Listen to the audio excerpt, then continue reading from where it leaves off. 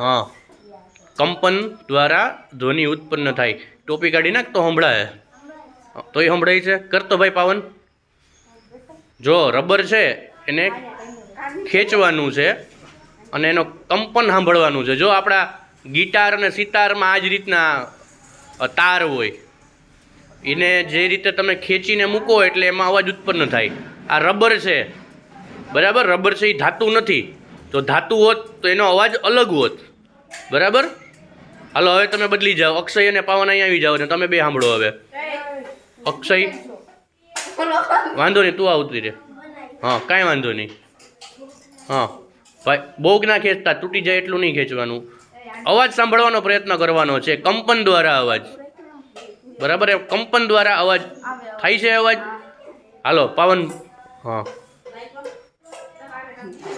હા, ઓકે, મૂકી દો.